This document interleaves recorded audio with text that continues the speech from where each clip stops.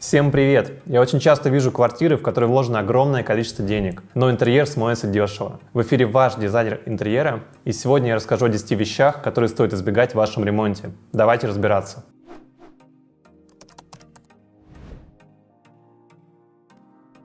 То, что обязательно испортит ваш интерьер, это атрибуты так называемого евроремонта. Я называю это 90-ки. Это, конечно же, порожки, которые постоянно отрываются, об которые вы спотыкаетесь. Это пластиковые плинтуса, это вот вообще самый дешевый элемент, который можно только придумать. Это венецианская штукатурка. То есть любой строитель, которому говоришь про штукатурку, такой, знаете, вот топорный строитель, он говорит: о, венецианочка, я это умею. Натяжные потолки, особенно глянцевые. Если потолок матовый, со скрытым профилем, это еще нормально, это более-менее красиво. Но вот эти глянцевые потолки с резиновым уголочком, это просто жесть. Ну и, конечно же, классика — это многоуровневые потолки и такие огромные, знаете, дутые диваны. Вот это тот самый атрибут из 90-х. С такой еще блестящей кожей, но вот это просто ужас.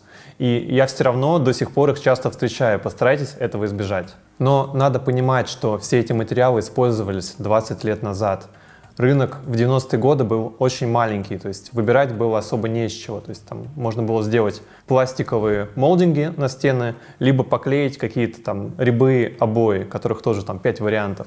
Поэтому в наше время уже все совершенно изменилось, рынок уже совсем другой, и он менялся с тех пор несколько раз. То есть все это, особенно он поменялся после того, как вырос доллар в несколько раз. И сейчас используются совсем другие материалы, поэтому, пожалуйста, забудьте про все эти приемы из 90-х. Кроме устаревшего евроремонта, заказчики очень часто хотят классический интерьер. И представьте себе 6 рядов штор, наборный паркет, лепнина из полиуретана. Это те самые моменты, которые испортят любой классический интерьер, если не вложить в него вот просто огромный бюджет. Такие примеры бывают, но в 99% случаев получается не классический интерьер, а дешевая пародия или какая-то имитация.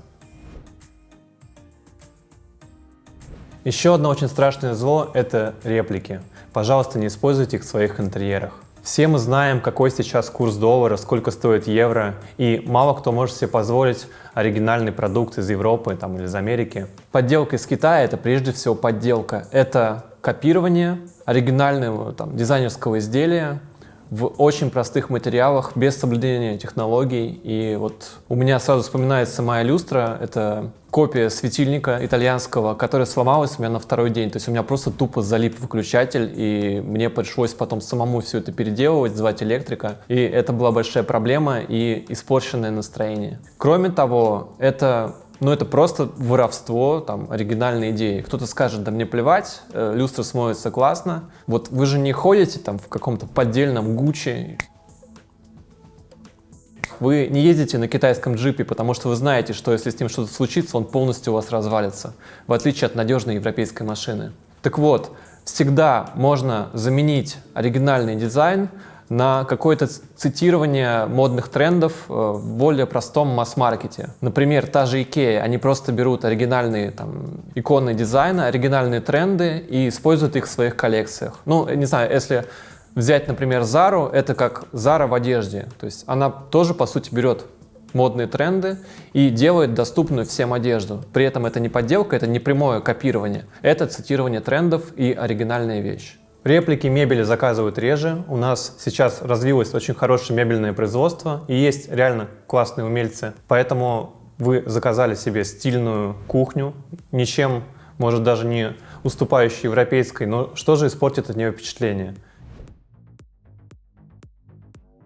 Конечно же, это открытое хранение разных бытовых средств. Или, например, разноцветные губочки, которые вы купили в хозяйственном магазине. Обязательно прячьте это все в скрытое хранение. Если у вас есть, вам нужно мыло, то обязательно используйте диспенсер. То есть вы будете заливать мыло в специальную баночку, и оно будет подаваться просто тупо из крана. Это в 100 раз улучшит впечатление от вашей кухни. То есть любая разноцветная банка сразу же портит любое впечатление. Со скрытым хранением точно такая же ситуация и в ванной. Если есть возможность, то, пожалуйста, все ваши разноцветные красивые шампуни прячьте в нише. Найдите какой-то угол, за которым их не будет видно. И тогда у вас ванна будет смотреться совершенно по-другому, потому что нет ничего страшнее, когда заходишь в ванну, а у вас в душевой на полу стоят разноцветные шампуни. Это выглядит просто отвратительно. Постарайтесь не использовать в ванной больше 2-3 типов поверхностей. То есть плитка, например, под дерево и плитка под бетон. Не надо использовать 10 разных плиток. Это может нормально смотреться, только если у вас плитка от Versace. Там наоборот, у них в одной коллекции есть 50 элементов, и только так она смоется красиво, дорого и интересно. Если вы используете там только фоновую плитку одного цвета от Versace, это будет так же, как обычная плитка. А если вы используете какую-то дешевую плитку разноцветную, то это будет смотреться как цыганский санузел. На самом деле это касается всей квартиры. Не используйте в одном пространстве больше 2-3 элементов отделки.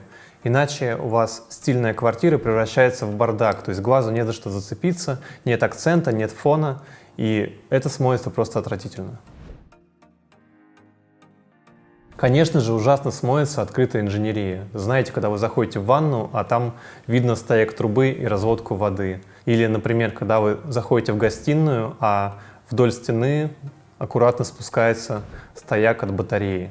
И можно еще потрогать его и погреться.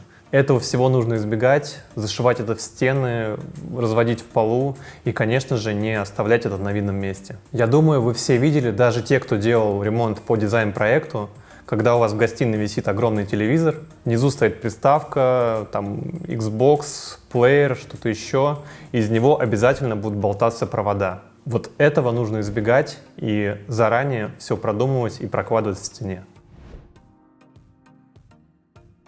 Мне очень сложно представить дорогой дизайнерский ремонт, который бы не испортил радиатор от застройщика. Обычно это самый дешевый радиатор, который застройщики ставят только бы, чтобы он прошел по техническим нормам, чтобы пройти госприемку. После этого им уже все равно. А вы вкладываетесь в ремонт, в дизайн, в стены, а потом, забыв про эту вещь, вы видите, как он портит вам абсолютно всю картинку. И, конечно же, не актуально очень устаревшее смоется решение, когда вся мебель покупается одним гарнитуром.